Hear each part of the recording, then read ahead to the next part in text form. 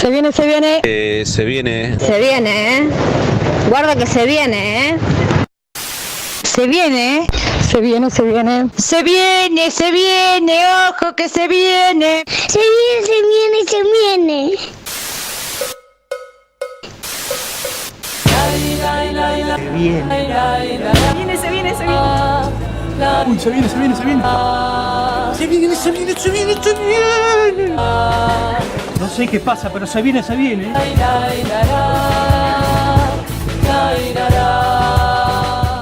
Bien amigos, continuamos en Se Viene. Acá estamos con Carlos César Navarro. ¿Cómo le va, compañero? ¿Qué dice? Muy bien, bien, con otra temática diferente a la que vieron el encuentro pasado, el programa pasado, que hablábamos de quiropráctica y salud, un poco más ensimismados en el fenómeno de la medicina como un fenómeno universalizado que está acaparado por la medicina alopática, ¿no? Y claro, estamos con el profesor mío, que es un orgullo decirlo, Carlos César Bolsi. Medicina alopática, digamos, desvinculémoslo de la salud y coloquémoslo en el verdadero lugar que es el negocio de la enfermedad.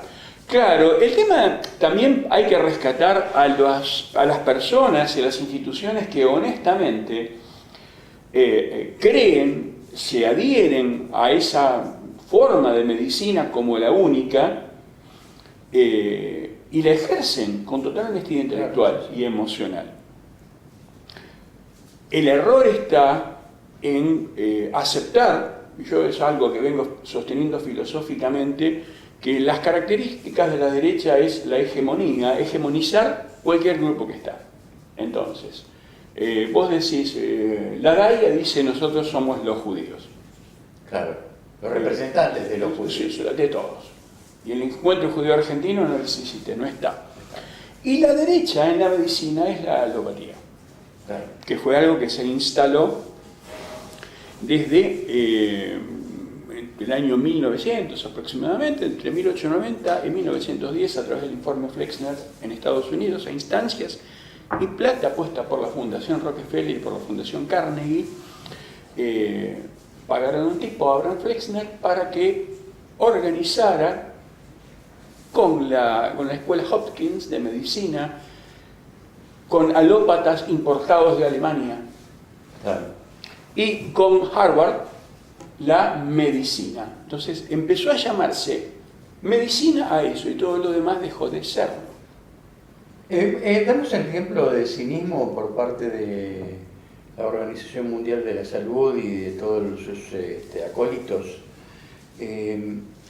Mientras no había cierto plafón para la acupuntura, era una cuestión de brujería.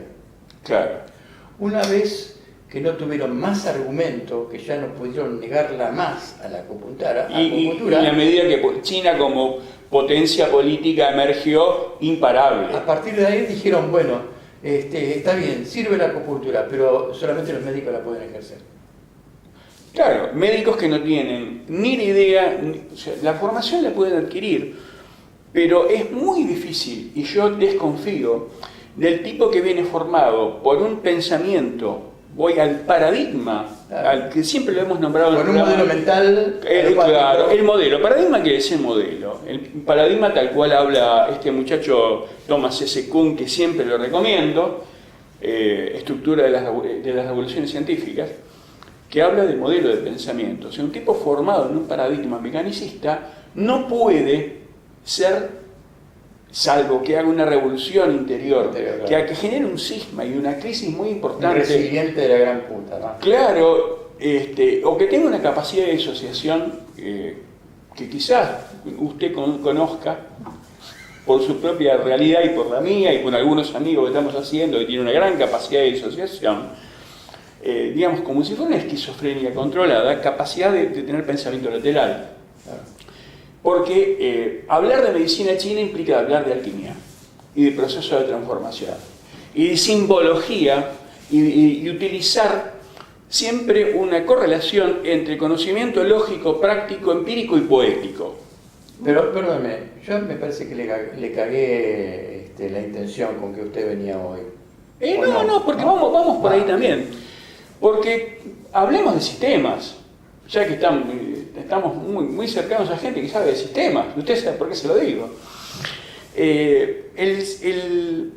Aparte de la teoría general de sistemas, que no se la crean los que hacen computación y esas cosas que les pertenece a los técnicos, no. Era de un biólogo. Von Bertalanffy era un biólogo. Y los sistemas tienen una inercia, una dinámica inercial en su funcionamiento. Una de las características del sistema tiene una dinámica propia y tienen su tiempo de maduración para poder generar cambios en su dinámica. Yo venía con todas las intenciones de hablar de la relación entre estrés, síndrome general de adaptación, neoliberalismo y mecanismos de dominación. Que parece... Nos vamos. Claro, parece muy pero es más sencillo de lo que usted piensa, en realidad, amigo Vox. No, me encanta, si no, no estaría acá. Nosotros nos preguntamos, en charlas de café, en charlas comunicacionales, en la radio, cuando hacemos retrovisor, ¿por qué carajo la gente, luego de pasar por el neoliberalismo, esta es una cuarta vez,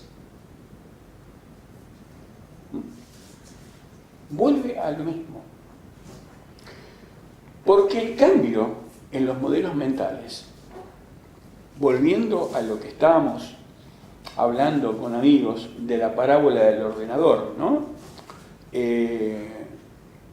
No es algo, digamos, una cosa es el contenido, otra cosa es el continente. Y vamos a hablar de la parábola del ordenador. La parábola del ordenador es una estrategia para poder entender la dinámica mental y conductual y emocional que asemeja a una computadora, a un ordenador con un ser humano en su campo cognitivo y relacional. Y plantea que en realidad el ordenador es una exteriorización de la realidad mental del ser humano. Ahora, un ordenador básicamente tiene dos componentes. Un componente es el hardware, o sea, el disco rígido, la placa, el fierro, todo lo que los pibes arman. Dicen, no, le compré una placa de video, le cambié el procesador, el CPU tiene más memoria, más giga, qué sé yo. Que los podemos identificar con sectores del cerebro, pero no vienen al caso, con funciones, pero no vienen al caso. Y otro es el software. Entonces, el software sin un ordenador es un soporte que no sirve para nada, de posavasos puede servir, y el ordenador sin el software es un mueble, molesta, un perchero puede ser. Entonces, la combinación es lo que da la función del ordenador. Ahora, en el ser humano, ese hardware, esa parte dura, es la dinámica neuronal, que lo interconecta entre otros sistemas de interconexión de la cabeza a los pies. Y el software es el aprendizaje que esa persona desarrolla en su relación con el universo. Ahora, ese aprendizaje tiene una inercia en la instalación y en la disolución que se mide en términos temporales y tiene diferentes niveles y estratos de acumulación. No es lo mismo aprender a resolver crucigramas que aprender a resolver una instancia dramática escénica como actor de teatro. Claro. Porque implica recursos temporespaciales, implica recursos expresivos, implica recursos emocionales. Ahí nos estamos acercando un poco a algo que yo le quería decir en determinado momento, y es que la gente no se da cuenta y tropieza con el neoliberalismo 2, 3, 18 veces, lo que haga falta, porque estamos hablando de la humanidad que conocemos y no podemos hablar de la humanidad que no conocemos. Nosotros no conocemos una humanidad que sería si no fuera porque nosotros mismos nos encargamos de generar funcionales. Sí, repetimos, N veces. La escuela, el colegio, la universidad claro, genera funcionales. Claro, y no son solamente en términos de conocimientos discretos, de bits de datos. A diferencia de los ordenadores, nosotros somos modificados por el conocimiento y por la experiencia. No es lo mismo un conocimiento adquirido en una situación placentera que un conocimiento adquirido en una situación displacentera. Lo que no implica que cualquiera de los dos puede llegar a tener una impronta muy fuerte. Porque si yo lo agarro a un pibe y para que aprenda matemáticas lo cago a palos y cuando se equivoca le pego con una varilla de mimbre en la mano, posiblemente llegue a ser un muy buen matemático, que después de resolver problemas salga a cuchillar gente con una motosierra, pero bueno, claro, es una consecuencia lamentable. Pero indudablemente el refuerzo emotivo... Es el problema de la funcionalidad. Claro, la emoción cumple esa función. La emoción que se vivencia en estratos cerebrales geométricamente, topográficamente inferiores a la corteza. No estoy hablando, porque si no caemos en la trampa de inferioridad y superioridad con respecto a lo topográfico. En realidad, no hay superior e inferior en el cuerpo humano, ¿sí? La neurona que me conecta el dedo índice, el dedo gordo del pie, con mi cerebro es tan importante que la que comunica una neurona con otra del centro respiratorio. Desde el punto de vista del que le maneja las tripas para que usted pueda cagar también. Claro, tal cual. Desde el punto de vista de la supervivencia, indudablemente el sistema nervioso es altamente jerarquizado. Vamos a un pequeño corte y seguimos. Con todo gusto. Eso tendría que darse cuenta cómo están haciendo mierda el país y el agua. Esto era un lecho. Mira cómo quedó ahora. Todo el agua que está faltando en este lugar, el auto estaría tapado. Todo el agua que está faltando en el lugar está siendo usada por las mineras. ¿Y saben qué nos devuelven? Esto, totalmente contaminada, totalmente podrido. Estas son las cosas que tenemos que parar. Las regalías por la minería debe ser muy alta, o las coimas directamente. No dejemos que nos pase esto, no dejemos. Todos estos animales de esta zona se están muriendo, pues no tienen que beber. Bueno, estamos acá de nuevo en Se Viene, un tema muy interesante, por lo menos es un tema que me apasiona. Esta maquinaria misteriosa que somos, y voy a definir por qué somos misteriosos. Nosotros sabemos que es el corazón donde lo tenemos, el páncreas, el hígado, el intestino, el dedo gordo, las uñas, todo ese tipo de cosas. Y lo que no terminamos de comprender es que somos una máquina que es otra cosa que el consciente. Una cosa es la máquina que somos y otra cosa es el consciente que tenemos. ¿Por qué? Sí. ¿Por qué? Porque nuestro mismo cerebro maneja independientemente de cualquier criterio nuestro cuánta adrenalina tenemos que segregar y en el momento correcto, cuánta testosterona, sí, ahí vamos a ir con el tema del estrés también.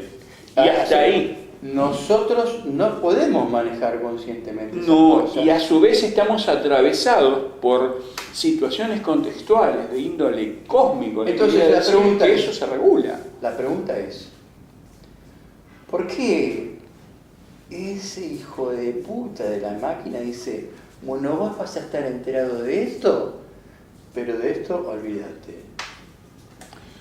Hay muchas respuestas para eso. Desde las místicas hasta las filosóficas, hasta las biológicas. Quizás por las biológicas es que uno se entera lo que es necesario enterarse.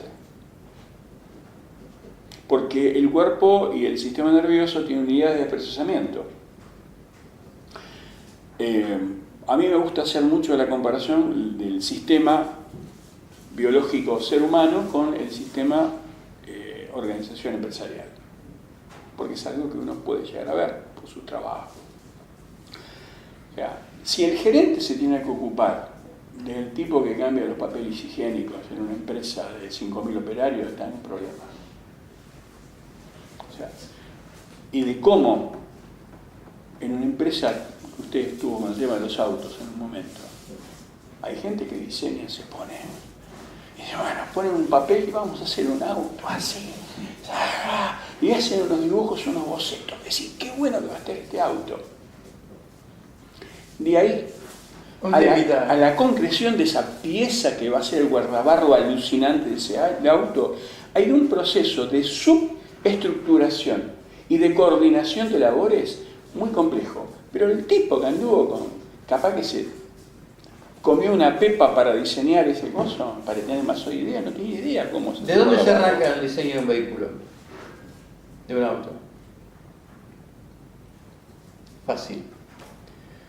De la idiosincrasia del tipo al que se quiere llegar. Ah, bueno. Finalmente, después son los pistones, las bielas... Claro.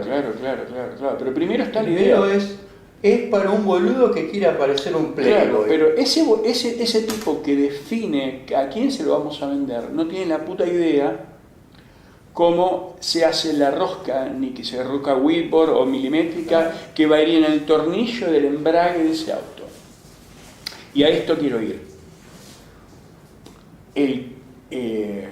Cuando hay un grupo empresarial que decide tomar conciencia completa de todo lo que pasa, y es un grupo empresarial muy particular, quiero que se destaca, sería y cuando una persona tiene una conciencia plena de sí mismo, a usted, sus amigos, los tupi guaraní, debe ser un chamán, el más importante. Lo que sigo de la línea mía medio hinduista es un iluminado o un imán sufi, que son tipos que tienen plena conciencia completa de lo que le está pasando y se destacan dentro de la totalidad de ese grupo. Pero mayoritariamente nosotros miramos el reloj y no tenemos ni idea de cuántos pelos tenemos en la nuca, que no es necesario para la operatoria que estamos desarrollando. Y ese proceso es un proceso que lleva tiempo, andarlo y desandarlo. Y los procesos que implican la supervivencia tienen una terrible potencia en la economía del sistema, capaz de modificar drásticamente todos los mecanismos que llevan a salvarlo. No es lo mismo esta amable charla que tenemos acá, a que si de golpe sentimos un rugido y vemos que por la puerta aparece la cabeza de un tigre. Ahí va a pasar 3 fenómenos, vamos a utilizar eso como ejemplo, 3 fenómenos sucesivos.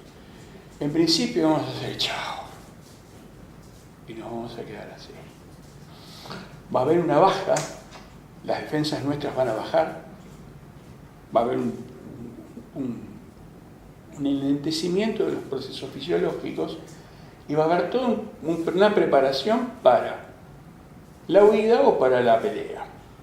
Digamos que ese es un que vamos a dedicarnos a huir. Hacemos un paréntesis comunicacional. Por favor. Pequeño. Por ejemplo, ¿por qué este fenómeno de las películas de acción, de guerra, de violencia, donde todo es muerte, sangre, golpes, etcétera, etcétera? Algunos decían hace 3, 4 décadas atrás que eso iba a tornar a la sociedad muy violenta.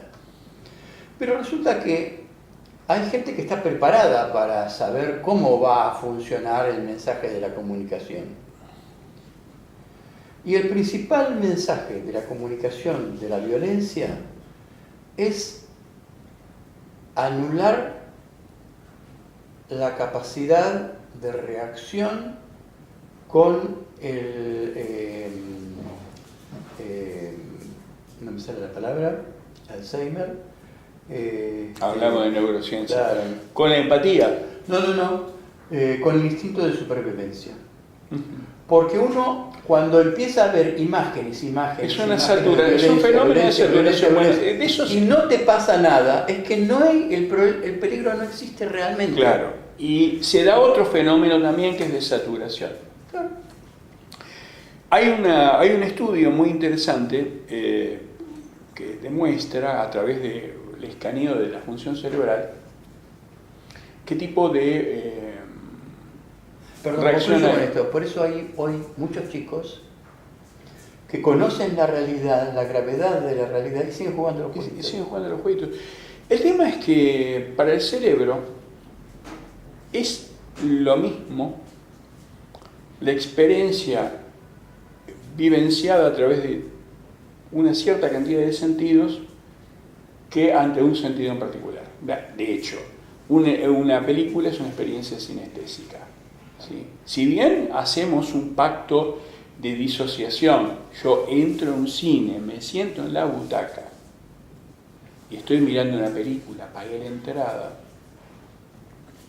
de alguna forma la emoción que me provoca el mirar la película de guerra me genera los disparos de mecanismos de supervivencia, de estrés, que yo lo que quería hablar del estrés, iguales si yo estuviera desembocando en Iwo Jima, a una escala menor. Con lo que la inhibición de los procesos cognitivos de disociación crítica y la preparación para la huida o el combate se instalan como primera medida.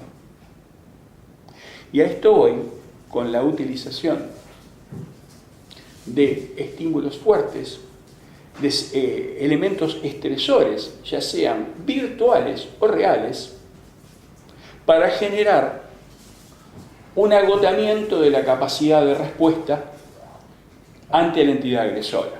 O sea, si yo a vos te despojo de tus bienes culturales, te lo pongo a Hernán Lombardi, y hago mierda la televisión pública, hago mierda las representaciones culturales, y a vos te gusta la cultura, te pego. Vos estabas acostumbrado a ver en Paca Paca, te la destrozo, te quito samba. Te lo muestro tirado como una basura, claro, al costado de una zanja. Ah, esto era. Claro. Te insulto constantemente con tipos como Fernando Iglesias, como Feynman, como otra sarta de excrementos humanos que andan por ahí. Muñequitos de torta. Muñecos de torta, sí, pero hacen daño, ¿eh? Claro, sí. Comete un muñequito de torta. Hacen mucho daño.